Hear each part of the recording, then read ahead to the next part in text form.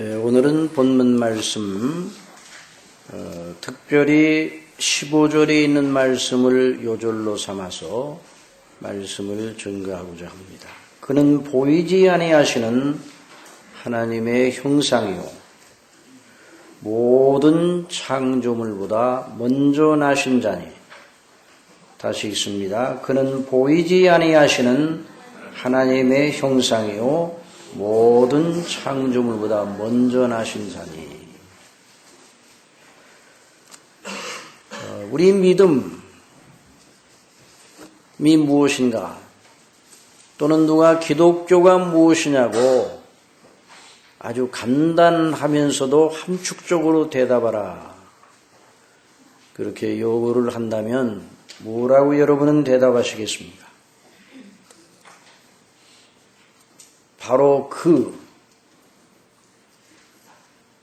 여기 15절에서 그는 이라고 대명사를 썼는데, 바로 그분 그리스도 예수님과 그 하신 일을 주목하고 거기에 자기 자신을 온전히 던지는 것, 이것이 바로 믿음이요, 이것이 바로 기독교입니다.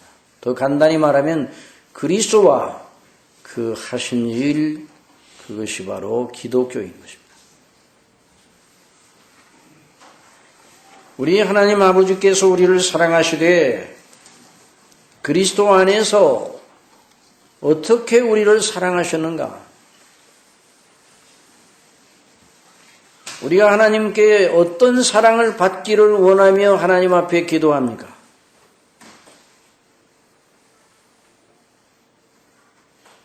하나님께서 우리를 위하여 어떤 사랑을 베푸시기로 창세전부터 작정하시고 계획하셨는가?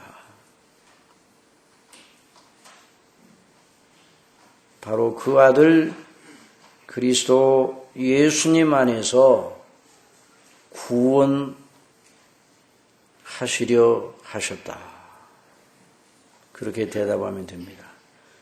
하나님 아버지께서 저와 여러분을 사랑하셨습니다. 사랑하고 계십니다. 앞으로도 사랑하실 것입니다. 영원히 사랑하십니다. 그런데 그 사랑이 바로 하나님의 아들 그리스도 예수님 안에서 영원전부터 목적하시고 뜻하시고 이루시고 완성하시는 그런 놀라운 행사 속에서 그 사랑이 진행이 된다는 말입니다. 참으로 놀랍고 보배롭고 영화로운 복락이 아닐 수 없습니다. 그래서 사도는 우리로 하여금 빛 가운데서 성도의 기업에 부분을 얻기에 합당하게 하신 아버지께 감사하게 하시기를 원하노라. 그가 우리를 흑암의 권세에서 건져내사 그의 사랑의 아들의 나라로 옮기셨으니, 그가 우리를 흑암의 권세에서 건져내사 그의 사랑의 아들의 나라로 옮기셨다고 말씀하셨어요. 이것이 바로 하나님의 사랑입니다. 이것이 바로 저와 여러분이 하나님 아버지께 기대하고 늘 그 사랑의 영광이 무엇인가를 알기 위해 밝히 깨닫게 해달라고 간구해야 될 제목인 것입니다. 흑암의 권세에서, 참 저와 여러분이 얼마나 비참한 자리에 있었는가, 저와 여러분이 얼마나 비참한 자리에 처하여 영원한 파멸 가운데 있어야 마땅했었는데 어떻게 우리를 하나님께서 건져내셨는가? 흑암은 무엇입니까? 빛이 없는 게 흑암이요. 빛이 없으면 흑암입니다. 흑암이 있고 빛이 있고 이렇게 이원론적으로 생각하면 안 돼요. 빛이 없는 것이 흑암이에요. 여기서 말하는 이 빛은 바로 빛 되신 하나님, 빛으로 상징되는 하나님을 이름입니다. 그리스도를 믿기 전에 우리는 모두 하나님이 없는 죄의 흑암과 죄의 삭슨 사망과 멸망과 파멸의 영역에 속해 있었습니다. 그런데 여기서 사도가 흑암의 권세라 그랬어요. 권세는 권력과 세력을 의미하는데요. 무슨 세력과 권력이 있어서 그렇게 말했는가? 하나님을 대적하는 무리들, 하나님을 등지고 있는 무리들이 세력을 지어 각종 악을 행하기 때문에 그런 말을 썼습니다. 그 세력의 주모자인 사단은 자기와 한 가지로 하나님을 대적하여 하늘에서 쫓겨난 악한 영들인 귀신들, 그리고 그들의 사주를 따라서 하나님을 계속 불순종하고 있는 죄에 빠져 있는 인생들을 자기의 수하에 두고 세력을 부리는 것입니다. 이게 정말 무서운 현실인 것입니다. 세상을 사랑하지 말라, 세상이 너희를 미워하거든 이상히 여기지 말라 할 때 그 세상, 이 세상이나 세상에 있는 것들을 사랑하지 말라. 누구든지 세상을 사랑하면 아버지의 사랑이 그 속에 있지 아니하니라. 이는 이 세상에 있는 모든 것이 육신의 정욕과 안목의 정욕과 이생의 자랑이니 다 아버지께로 쫓아온 것이 아니요 세상으로 쫓아온 것이니라. 그런 영적인 악한 세력, 풍조, 사상, 하나님 없는 사상, 하나님 없는 행실, 하나님 없는 풍조, 하나님 없는 예술, 하나님 없는 문화, 이게 전부 다 세상입니다. 현대적이라는 그런 미명으로 포장되어 진행되고 있는 모든 일, 하나님을 인정치 아니하는 모든 것이 다 세상이요 흑암의 권세 아래에 있는 일입니다. 여러분, 하나님 없는 인생의 비참함을 에베소서 4장에서 사도는 이렇게 말하였습니다. 그러므로 내가 이것을 말하며 주 안에서 증가하노니 이제부터는 이방인, 하나님 없는 사람들이요 이방인이 그 마음에 허망한 것으로 행한 같이 너희는 행하지 말라. 저희 총명이 어두워지고, 뭐가 어두워졌다고요? 총명이 어두워졌어요. 이해가 없어요. 이해가. 눈이 어두워요. 마음 눈이 어두워졌어요. 신령한 지혜와 총명으로 사도 바울은 그래서 하나님의 뜻을 아는 것으로 충만하게 채워주시기를 바랍니다 라고 기도를 하였는데, 하나님 없는 사람들, 예수님을 믿지 아니하는 사람들은 총명의 눈이 어두워져 저희 가운데는 무지함과 또한 저희 마음이 굳어짐으로 말미암아, 자, 총명이 어두워졌어요. 지성이 무디어졌어요. 그 마음이 강팍하게 되었어요. 그래서 하나님과의 영적인 교통을 할 수가 없어요. 죽어 있어요. 죽어 있는 건 깜깜함이에요. 아무런 생명의 활동이 없기 때문에 딱딱합니다. 죽어 있습니다. 부패하죠. 감각이 없습니다. 저희가 감각 없는 자되어 자신을 방탕에 방임하여 모든 더러운 것을 욕심으로 행하되 그것이 무엇인지를 알지 못하는, 이것이 바로 흑암의 세력 아래에 있는 인생들의 모습입니다. 저와 여러분도 그리스도 밖에 있으면, 아니 그리스도를 믿기 전에 나면서부터 가지고 있는 본성대로 살아갈 때는 그런 사람들이었어요. 그러나 그리스도 예수님을 믿음으로 말미암아 그런 흑암의 권세에서 다른 영역으로 옮겨졌는데, 어떤 영역이에요? 하나님의 사랑하는 아들의 나라로 옮겨졌다. 그가 우리를 흑암의 권세에서 건져내사 그의 사랑의 아들의 나라로 옮기셨으니,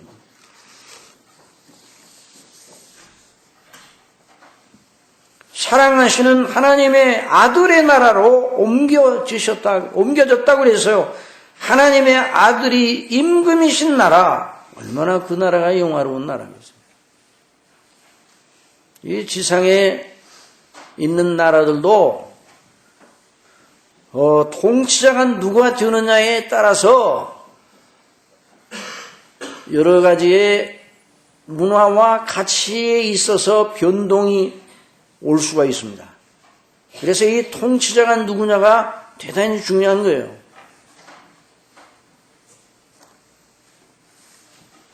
하나님을 경외하는 통치자가, 하나님의 말씀과 법도를 존중히 여기는 통치자가, 하나님을 경외하는 통치자가 그 나라를 다스리면 그 나라에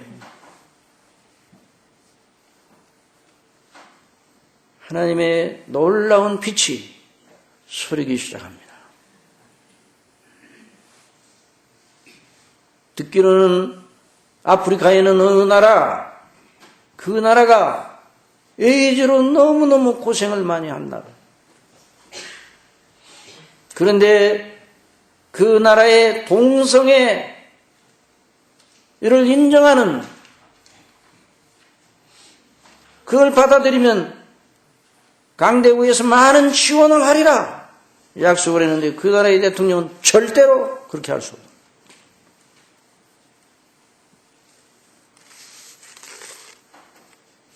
우리는 하나님을 경외하는 법도에 따라서 하나님 앞에 죄악된 것을 법으로 정할 수 없습니다.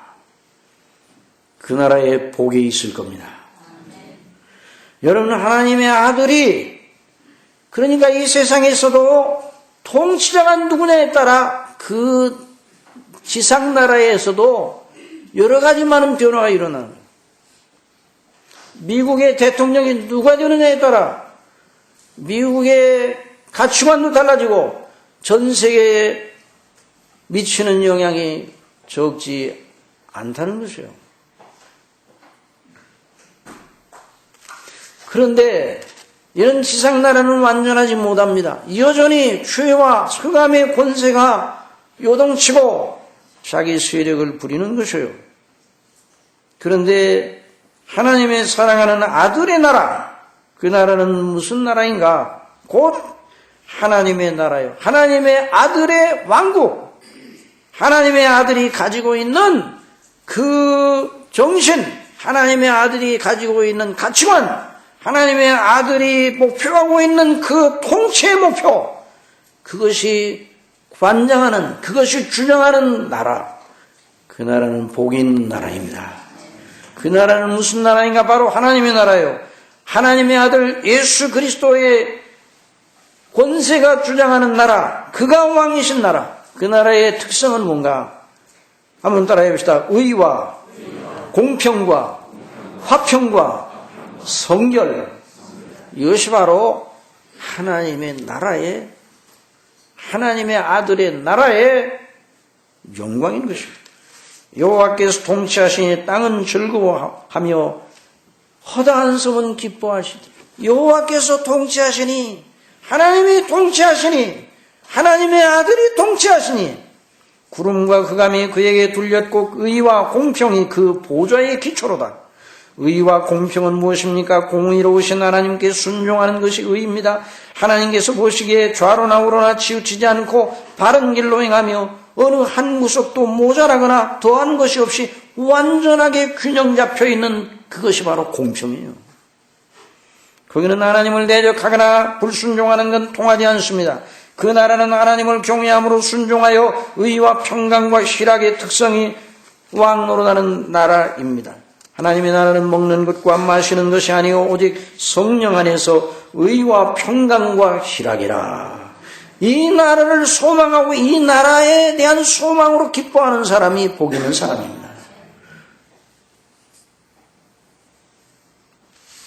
성경에서 주장하는 복 있는 사람이라는 사람은 그 나라에 들어간 사람 보고 합니다. 누가 그 나라에 들어갑니까? 아니, 하나님께서 누구를 그 나라에 들어가게 하십니까? 예수 그리스도를 주로 믿는 사람들로 하여금 그 나라에 들어가게 하십니다. 그 아들 안에서 구속과 죄사함을 얻은 자들이 그 나라에 들어간 사람들이에요. 하나님께서 그 하나님의 아들 예수 그리스도를 통하여 우리의 죄와 그 모든 결과에서 저와 여러분을 자유케 하여 아들의 영원한 나라로 옮기셨다 이 말이에요. 그 방식이 무슨 방식인가? 구속의 방식. 한번 합시다. 구속의 방식이에요. 아들 되신 그리스도로 말미암아 죄인인 우리를 위하여 죄의 대가 전부를 그분이 담당케 하시고 우리가 하나님 앞에 제출해야 될 완전한 의를 그분이 대신 하나님 앞에 제출하게 하시고 그 은혜를 힘입어 값없이 죄 용서를 받고 의롭다 하심을 받는 이런 놀라운 방식을 통해서 하나님께서 저와 여러분을 하나님의 나라로 옮기셨습니다. 그러니 다시 한번 이걸 다른 말로 말하면 하나님께서 우리를 사랑하셔 구원하시되 그 방식은 하나님 보시기에 착한 사람으로 그 사람을 만들어 착한 사람으로 그 사람을 변화시켜 하나님의 나라로 옮기시는 것이 아닙니다. 물론 하나님의 나라에 들어간 백성들을 선하게 착하게 의롭게 교육하고 의로 교육하고 연단하시는 그런 것은 분명히 옳습니다. 그러나 누가 하나님의 나라에 먼저 들어가기 전에 착한 행실을 보이는 사람이 있어요? 없어요. 오늘날 교회에 나오는 많은 이들 중에 죄사함 구원을 그런 식으로 여기는 여기는 분들이 없지 않아 있는 것 같아요. 내가 착한 일을 많이 하면 하나님께서 내 죄를 용서하실 것이다. 그러나 그것은 비성경적이에요. 이건 복음이 아닙니다. 여러분 착한 일, 우리 인생에 아무리 착한 일을 스스로 착한 일이라고 생각하고 한다 할지라도 하나님 보시기에는 다 오염이, 죄의 오염이 되어 있어요. 하나님 보시기에는 더러운 옷과 같다고 그랬어요. 무슨 옷과 같다고요? 더러운 옷과 같다고 그랬어요. 너희 의는 더러운 옷과 같다. 인생이 스스로 착한 일을 하는 것은 불가능하다고 하나님께서 성경을 통해 말씀하십니다. 구수인이 그 피부를 표범이 그 반점을 변할 수 있느냐? 할 수 있을진데 악에 익숙한 너희도 선을 행할 수 있으리라. 인생은 스스로의 힘으로 자유의지로 하나님이 기뻐하시는 선을 행할 능력이 없습니다. 만물보다 거짓되고 심히 부패한 건 마음이라 누가 능히 이를 알리오마는. 그러니 우리 예수님, 그분 예수님이 우리를 착하게 만들어 그러고 난 다음에 우리를 하늘나라로 들어가게 하는 그런 방식을 위해서 오신 것이 아니에요. 착하게 사는 법을 보여주시고 본을 보여주시기 위해서 1차적으로 그걸 위해서 오신 분이 아니에요. 우리 예수님은 죽으러 오셨습니다. 예수님은 바로 세상 죄를 지고 가는 하나님의 어린 양으로 제물로 희생 제물로 하나님 앞에 드리시기 위해 오신 것이에요. 이것이 먼저인 것이에요. 나쁜 열매를 맺는 나무로 좋은 열매를 맺게 하려면 그 나무의 본질을, 그 나무의 성질을 바꿔야 돼요. 그러기 위해서 밑둥을 잘라내고 나쁜 열매 맺는 나무의 밑둥을 잘라내고 거기다 좋은 열매 맺는 나무의 가지를 접을 붙여야 그래서 그것이 자라서 열매를 맺는 거예요. 그러니까 하나님이 기뻐하시는 착한 행실, 하나님께서 원하시는 의의 아름다운 열매, 이것이 맺혀지는 건 구원 이전입니까? 구원 이후입니까? 구원 이후예요. 예수님 이전이 아니라 예수님 이후입니다. 예수 그리스도를 믿기 전에는 하나님이 기뻐하시는 의의 열매를 하나도 맺을 수가 없어요. 왜냐하면 예수님 믿기 전에는 성령께서 그 속에 계시지 않기 때문에 자기 본성의 힘으로 하는 건 다 하나님이 보실 때 악합니다. 먼저 착해지기 전에 흑암의 권세에서 하나님의 아들의 나라로 옮겨져야 돼요. 그러면 어떻게 옮겨지는가? 예수 그리스도와 그 하신 일을 믿음으로 옮겨집니다. 믿음으로 말미암아, 한번 더 합시다. 믿음으로 말미암아 예수님이 우리를 위하여 해놓으신 그 효력이 믿음을 통로 삼아 그 사람의 것이 되는 거예요. 내가 예수 그리스도를 나의 구주로 믿을 때 바로 그 믿음으로 말미암아 우리 예수님이 나를 위하여 십자가에 못 박혀 죽으셔 피를 흘리셔서 죽으신 그 대가가 나에게 적용이 되어 나의 죄가 씻음받고 내가 아무런 의의가 없지만 예수님이 이루신 그 완벽한 의, 하나님의 율법을 완전하게 이루신 그 의를 하나님 아버지께서 내 것으로 여겨주셔서 전가시켜 주셔서 나를 의롭다고 선포하심으로 비로소 하나님의 나라에 들어갈 자격을 얻게 되어 하나님의 나라에 들어간 것입니다. 여러분 이것이 바로 복음이에요. 믿음으로 한번 더 합시다. 믿음으로 히브리서 11장에 믿음으로 그 말이 무엇입니까? 자기 신념을 믿음으로. 그게 아니에요. 나는 내 신념으로 그렇게 될 줄 믿는다. 그게 아니에요. 믿음으로 아벨은 믿음으로, 에녹은 믿음으로, 노아는 믿음으로, 아브라함은 믿음으로, 모세와 다윗과 모든 믿음의 사람들이 믿음의 행실에 뭘 믿었는가? 하나님께서 그 아들 그리스도 예수님을 통해서 작정하시고 뜻하시고 예정하신 뜻대로 이루신 그것을 통해 당신의 백성을 구원하시는 하나님의 은혜의 언약을 믿음으로. 그래서 예수 그리스도께서, 그러니 우리의 시선이 항상 예수님에게 가 있어야 돼요. 누구에게 가 있어야 돼요? 예수님에게 가 있어야 돼요.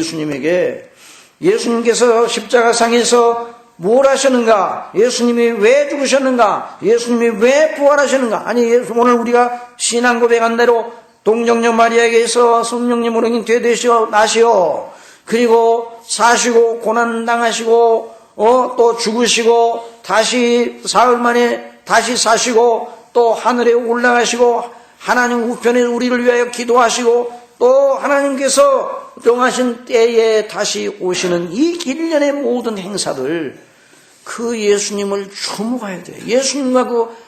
예수님의 행사를 주목하고 거기에서 자기의 영광과 자기의 영원한 운명을 발견하는 사람이 바로 복 있는 사람입니다. 이 사람이 바로 하나님의 자녀요. 이 사람이 바로 하나님의 나라에 들어간 사람이요. 이 사람이 영생을 얻은 사람이에요. 그래, 항상 예수님을 주목해야 돼요. 예수님이 왜 죽으셨는가? 이걸 늘 주목해야 돼요.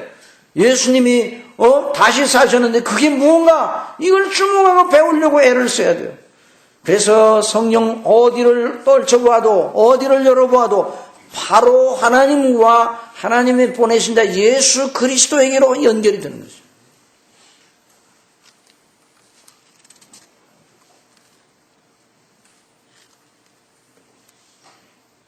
그는 실로 우리의 질고를 지고 우리의 슬픔을 당하였거늘 우리는 생각하기를 그는 징벌을 받아서 하나님에게 맞으며 고난을 당한다 하노라. 그가 찔림은 우리의 허물을 인하며 그가 상함은 우리의 죄악을 인함이라. 그가 징계를 받음으로 평화를 누리고 그가 채찍에 맞으면 우리가 나음을 입었도다. 우리는 다 양 같아서 그러댕하며 각기 제게 일로 갔거늘 여호와께서는 우리 무리의 죄악을 그에게 담당시키시다.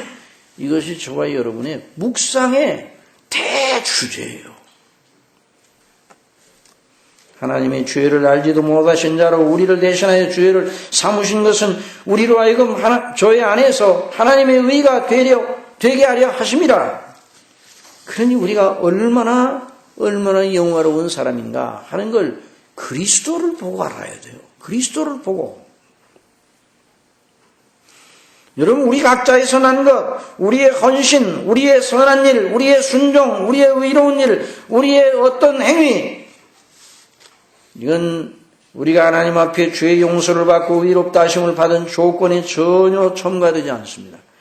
첨가되려는 유혹이 우리 속에 들어오면 거기에는 우리의 육신의 본성을 통해 일하는 사탄의 음흉한 흉계가 들어있음을 알고 물리쳐야 됩니다.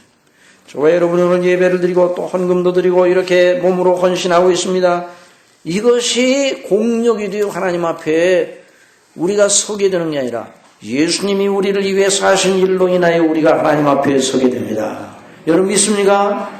예수님이 하신 일 늘 그걸 생각해요. 우리의 헌신과 행실이 우리 하나님의 자녀가 되는 조건을 마련해 준 것이 아니에요.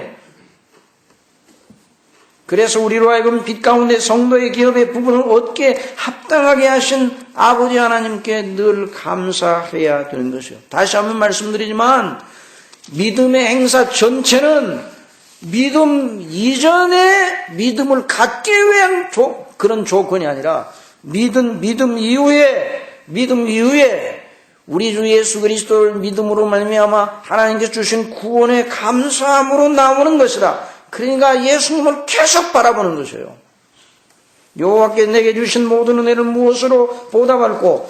내가 구원의 잔을 들고 여호와의 이름을 부르며 여호와의 모든 백성 앞에 나의 서원을 여호와께 갚으리로다. 그런데 오늘날 너무 많은 사람들이 이런 방식으로, 이런 공식으로 믿음 생활하고 있어요. 예수 그리스도의 십자가의 대속의 은혜는 처음 믿을 때 구원의 확신을 얻기까지만 필요하고, 그 다음에는 예수 그리스도를 믿음으로 구원받은 그 다음에는 필요치 않은 것처럼, 성화 생활에는 필요치 않은 것처럼, 선한 일을 위해서는 필요치 않은 것처럼,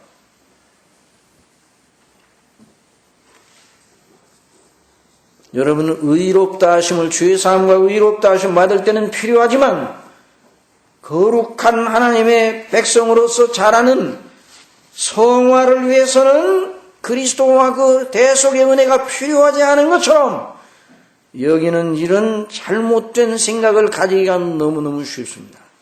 여러분 확실히 여러분 알아야 됩니다. 처음부터 끝까지 그리스도만 바라봐야 됩니다. 알파와 오메가예요. 처음 죄사함을 위해서도 그리스도를 바라봐야 돼요. 의롭다 하심을 받은 문제를 위해 그리스도를 바라봐야 되고, 내가 하나님 앞에 거룩한 사람이 되어가는 하나님의 자녀로서 합당한 사람으로 서기 위하여 행실의 열매를 맺을 때도 주님을 바라봐야 됩니다. 주님의 십자가를 의지해야 돼요. 우리가 옛사람이 죽고 새 사람, 그리스도 안에서 성령님으로 말미암아 새 사람이 우리 속에 새 사람이 주어졌는데, 이 새 사람, 그리스도와 연합한 새 사람으로서의 행실이에요. 새 사람으로서의 행실. 그냥 행실이 아니에요. 우리 믿음의 행실은 새 사람으로서의 행실이에요. 그래서 믿음으로 하지 않은 모든 건 다 죄라고 말씀했습니다. 그러니까 그리스도와 연합하여 하지 않은 모든 건 다 죄예요. 그러니까 거룩한 생활이 뭔가 그리스도와 연합하여 그리스도의 은총을 힘입어 성령께서 그 그리스도의 은총을 우리 속에 적용시켜 주시거든요. 날마다 그 효력을 힘입어 하나님이 기뻐하시는 그 거룩한 일에 자신을 들여 하나님의 말씀에 순종하는 능력을 성령님으로 말미암아 얻어, 그때도 그리스도를 의지해야 돼요. 얻어서 하나님이 기뻐하는 뜻에 복종하게 될 때 정결한 마음으로, 그리스도의 피로 정결한 마음으로, 죄를 이기는 마음으로, 하나님이 기뻐하는 마음으로 복종하게 될 때에 비로소 하나님이 기뻐하시는 의의 열매가 나타나게 되는 겁니다. 그러니까 처음부터 끝까지 그리스도를 바라봐야 돼요. 계속 예수 그리스도입니다. 그리스도인은 누구라고 말할 수 있냐? 예수 그리스도의 이름에 목을 매다른 사람이다, 이렇게 말하세요. 예수 그리스도를 향하여 당신은 나의 생명, 나의 영원한 반석.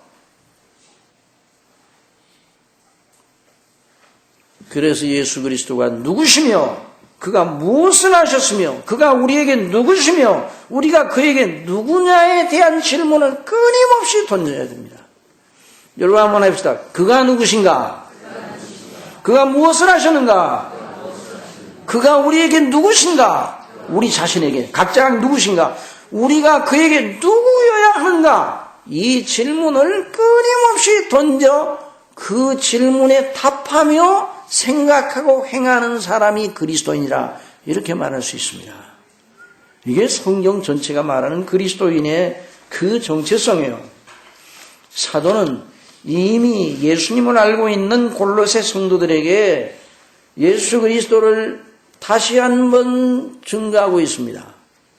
그래서 15절에 그는 보이지 아니하시는 하나님의 형상이요, 한번 더 합시다. 그는 보이지 아니하시는 하나님의 형상이요 모든 창조물보다 먼저 나신 자니.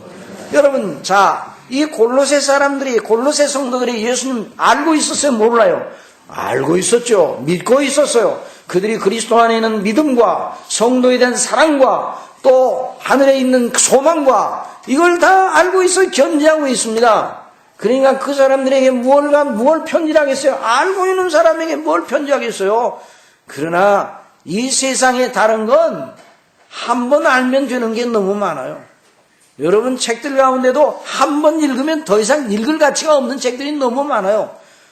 베스트셀러라고 해서 많은 사람들이 좋아한다고 책을 많이 와서 그렇게 보는데 그런 책들은 한 번 읽고 그 다음에 또 보면 다 그건 의미가 없어요. 또 사실 한 번 읽을 가치도 없는 책들이 베스트셀러가 너무 많아요. 그러나 우리 주 예수 그리스도와 그 행하신 일, 하나님의 행사, 그분이 누구신가, 그분이 무엇을 하셨는가를 알아보는 건 계속해야 되는 일이에요. 그래 우리 예수님께서 말씀하셨어요. 한번 더 하시다. 나는 생명의 떡이라. 이 떡은 뭐예요? 이 생명의 떡이란 생명의 밥이라. 너희 영혼의 생명을 견지하고 유지시키기 위한 밥이라고 말이에요. 우리식으로 말하면. 그러니까 날마다 밥을 먹어야 돼요.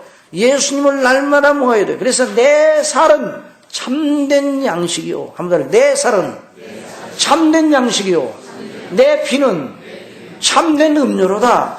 그러니까 이 양식과 음료는 날마다 먹어요. 물 날마다 마셔요. 그렇듯이 그리스도와 그 행사를 항상 바라보고 묵상하고 그 속에서 그리스도가 누군지를 마음속에 생각하고 그래야 영적 생명이 계속 활력을 가지고 유지된다는 말이에요.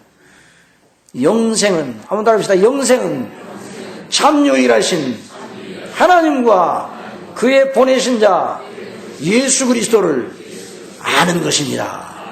영생의 내용이에요. 영생은 무엇인가? 하나님과 그 보내신 자 예수 그리스도, 우리 주 예수 그리스도를 알고 나아가는 것이 영생이에요. 영생은 그냥 가만히 있는 것이 아니라 하나님 아버지와 우리 주 예수 그리스도와의 교제를 끊임없이 하는 것이에요. 그분이 누구신가? 그분의 영광이 누구신가? 이미 알고 있는 사람도 계속 해야 돼요. 저와 여러분이 영혼이 파리할 때가 있어요. 그때 그걸 치료하는 아주 즉효 처방이 뭔가? 그리스도를 바라보시기 바랍니다. 그리스도가 하신 일을 생각하시기 바랍니다. 깊이 묵상하시기를 바랍니다. 그가 누구신가 질문을 던지고 아까 말씀드려 그분이 누구신가? 그분이 무엇 하셨는가? 우리는 우리에 대해 그분이 어떠신 분인가?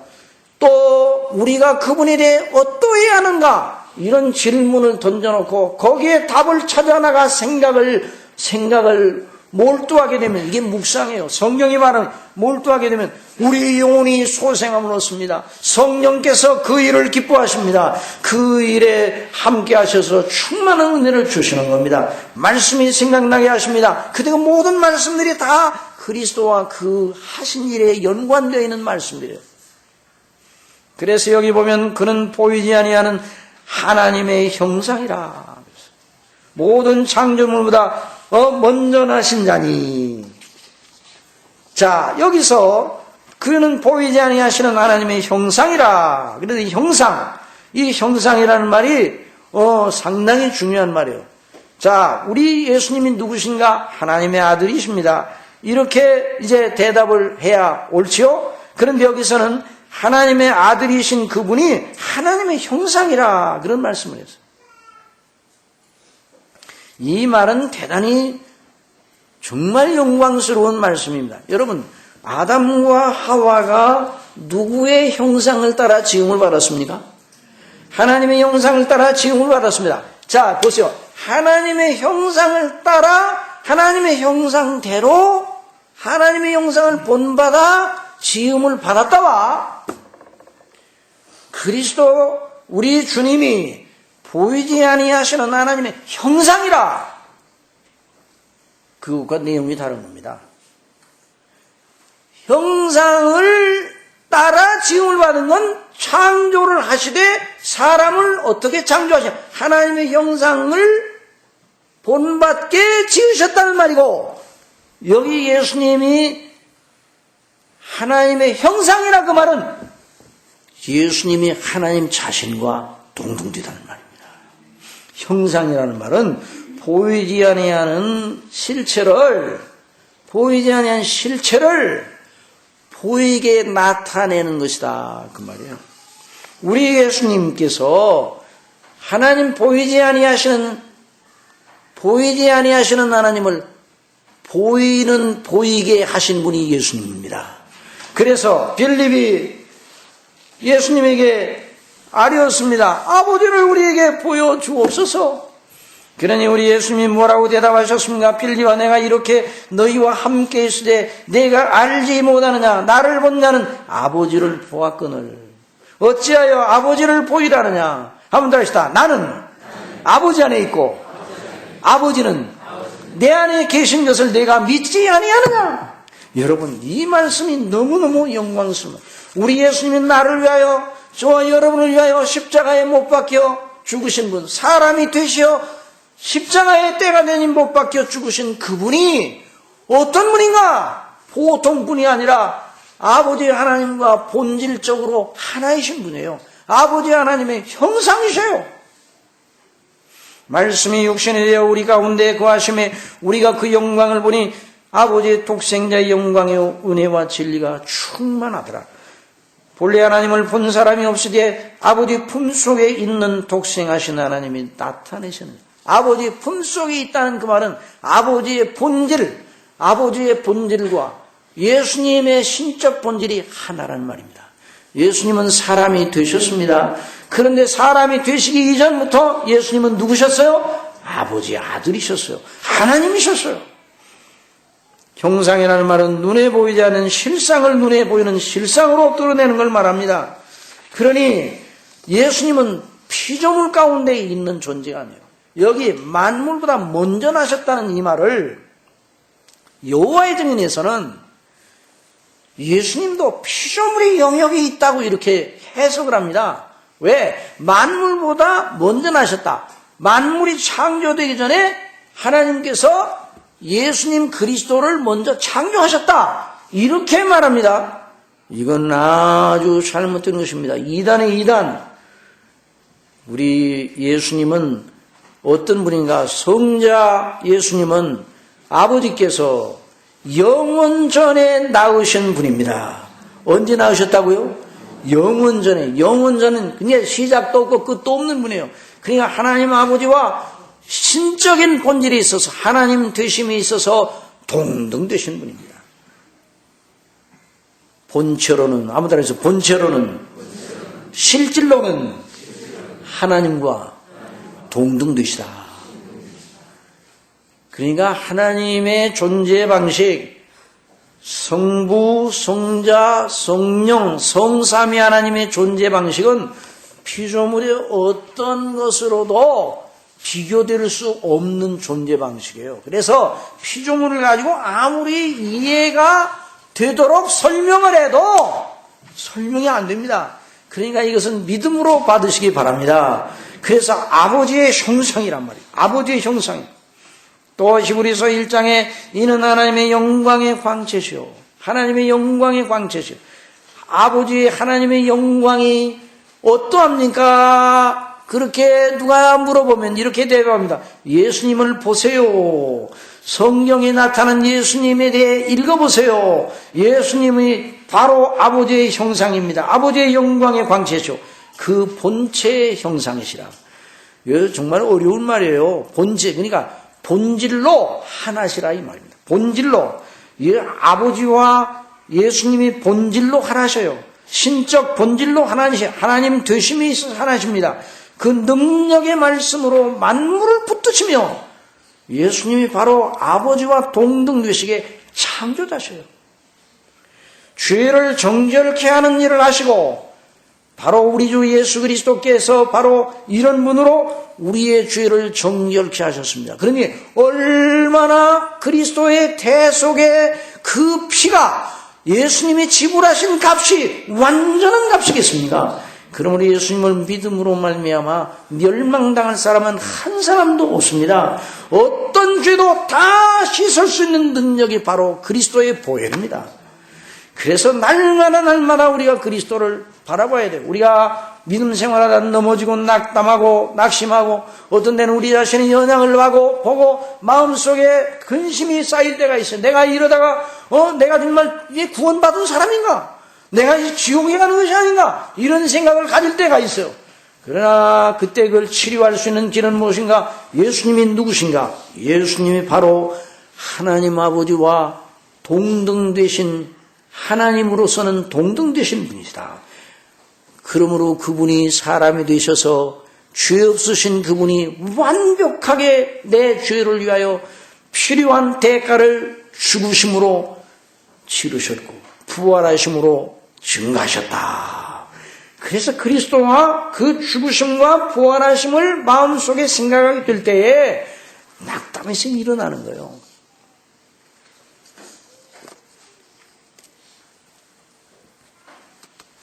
그러니까 아버지께서 영원전에 낳으셨다, 먼저 낳으셨다는 이 말은 피조물이 아니라는 말이에요. 창조물보다 먼저 낳으셨다는 건 모든 창조물들 태초 이전에 누가 계셨어요? 아버지께서, 아들 되신 예수님, 성자께서, 또 성령께서 계셨다는 말입니다. 태초에 말씀이 계시니라. 이 말씀이 하나님과 함께 계시니 이 말씀은 곧 하나님이시니라. 그가 태초에 하나님과 함께 계셨고 만물이 그로 말미암아 지은 바 되었으니, 여러분 천지만물을 누가 지으셨다고요? 하나님이 지으셨어요. 예수님이 지으셨습니다. 이걸 언제나 잊지 말아야 돼요. 또 지은 것이 하나도 그가 없이는 된 것이 없느니라. 그러니 그분이 얼마나 지존하신 분이에요.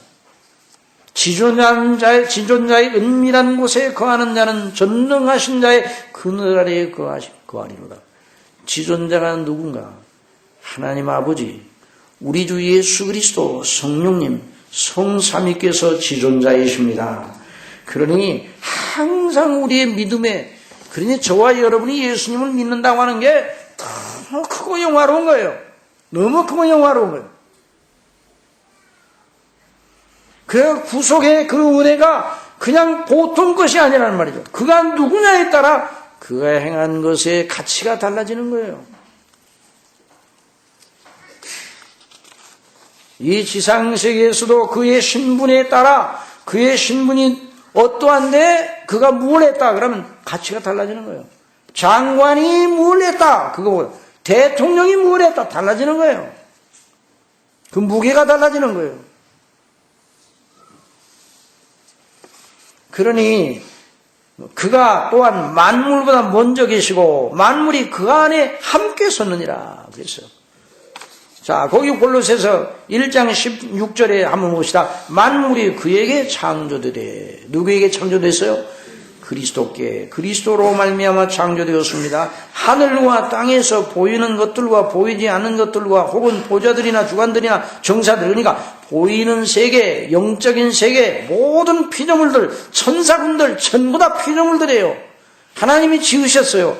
이런 모든 것들이, 정사들이나 권세들이나 만물이 다 그로 말미암고 그를 위하여, 그러니까 모든 만물의 의미와 존재 가치를 누가 결정하십니까? 바로 우리 주 예수 그리스도가 결정하시는 거예요. 하나님께서 그렇게 정해놓으셨어요. 만물이 그로 말미암고 그를 위하여 창조되었고, 또한 그가 만물보다 먼저 계시고 만물이 그 안에 함께 서느니라. 여기 그 안에 함께 서느니라. 그러니까 그리스도께서 만물에 대하여 가지는 관계는 이런 관계예요. 창조주로서, 하나님 아버지와 동등된 창조주로서, 하나님 아버지와 하나된 창조주로서, 하나님 아버지의 위임을 받아 모든 그 권세를 다 운용하시는 그분으로서 만물과 상관하시는 거예요. 그러니 우리를 구원하시러 이 땅에 오신 그분이 그 정도로 높으신 분이니 저와 여러분의 구원이 얼마나 철저하고 완전할 것인지를 미루어 짐작하고 믿으시기 바랍니다. 그러니까 이런 생각을 하는 게, 이 생각을, 이렇게 생각을 이렇게 주장해 나가고 이런 사유를 해나가는 것이 바로 그리스도인의 사상이에요. 그런데 그리스도가 없는 사람들은 그리스도를 빼놓고 사유를 해요. 생각을 해요. 철학은 하나님도 없고 그리스도도 없어요. 그러니 모든 철학자들의 사고가 눈에 보이는 피조물을 보고 유추해내는 거예요. 미루어 짐작하는 거예요. 다른 종교에 있는 사람들도, 우리 다른 종교에 있는 사람들도 열심으로 선을 행하고 나름대로 아주 높은 가치를 추구하려고 애를 씁니다. 그런데 하나님이 안 계셔요. 하나님을 믿지 않아요. 그리스도 밖에 있으니 피조물을 가지고 유추하는 거예요. 피조물을 가지고 미루어 생각하는. 우리가 꽃을 봅니다. 꽃을 볼 때 우리는 하나님의 말씀에 의존하냐. 하나님이 천지만물을 지으셨다 생각. 이 꽃을 봅니다. 이 꽃을 누가 지으셨어요? 하나님이 지으셨어요. 하나님이 이 꽃을 지으셨어요. 물론 사람의 손길을 통해 이렇게 가꾸어지고 꽃이 피도록 하는 조건을 주니까 이렇게 아름다운 꽃이 먼저, 계절보다 먼저 폈어요. 그러긴 하지만 이걸 지으신 분 하나님이셔요. 그러니까 이 꽃을 보면서 우리의 생각이 왔다 갔다 안 해요.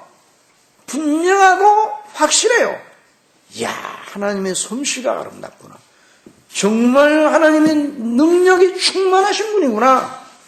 하나님은 영화로우신 분이구나. 하나님은 어찌 그리 아름다우신지. 이런 말이 나오는 거예요, 우리 속에. 이게 믿음의 생각이에요. 그 만물에 대하여 그리스도께서 우리를 구원하신, 우리를 위하여 십자가에 못 박히신 그분이, 다시 사신 그분이, 우리 죄를 씻기 위해 피 흘리신 그분이 바로 만물의 주관자란 말이에요. 그러니까 우리의 생각이 정돈이 되잖아요. 정돈이 되는 거예요. 만물이 그 안에서 함께 섰다 그랬어요. 그분이 저와 여러분의 구주십니다. 그래서 저와 여러분이, 그분이 저와 여러분을 위해서 하신 일로 늘 감사하고 늘 즐거워하고 늘 기뻐하는 자는 복이 있습니다. 여러분, 예수님이 나를 위하여 하신 일로 늘 감사하고 늘 기뻐하고 그것 때문에 소망의 즐거움을 견지하고 있는 사람은 복이 있습니다. 여러분, 우리가 이 세상에 살아갈 때 소망스럽고 즐거운 일에 대한 소식이 많이 들립니까? 우리를 낙담케 하는 소식이 많이 들립니까? 낙담케 하는 소식이 많이 들려요. 우리의 조건이 어려워요. 우리가 앞을 내다보면서 현재의 조건을 가지고 앞을 계산하면 계산이 안 되는 거예요. 현재 우리를 억압하고 있는 이것만 바라보게 되면 주눅이 들리고 삶의 의욕이 떨어져요. 그리고 우리가 정말 이거 어떻게 될 거야? 이런 여러 가지 걱정이 밀려와요. 그러니까 눈에 보이는 것을 가지고 미루어 생각하는 일을 하지 말고 믿음으로 하시기 바랍니다. 그리스도를 믿음으로, 바로 히브리서 11장의 믿음으로, 아벨은 믿음으로, 노아도 믿음으로, 눈에 보이는 조건이 아니라 믿음으로 해야 돼, 믿음으로. 그래서 그 감사와 그 기쁨과 그 소망을 어느 것에도 빼앗기지 않아요. 어떤 어려움이 있고 고통이 우리 속에 밀려오고 그런 일로 연후해서 내 마음이 산란해질 때 우리 마음을 여전히 되잡고 즐거움을 다시 한번 일으킬 수 있는 게 뭔가? 그리스도가 그 하신 일입니다. 그가 누구신가? 다시 한번 합시다. 그가 누구신가? 그가 무엇을 하셨는가? 그가 우리에게 누구신가? 그가, 내가 또한 그분에게 누구여야 되는가? 이 놀라운 질문, 사실은 이 질문 하나예요. 그런데 이해를 돕기 위해 네 가지 질문을 늘 마음속에 던지시면서 그분이 바로 이런 분이구나. 내가 그분에 대해 이런 자구나.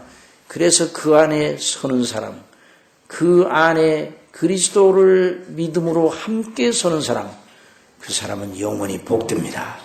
그 사람은 모든 인생을 이겨나가고 극복해 나갈 수가 있는 겁니다.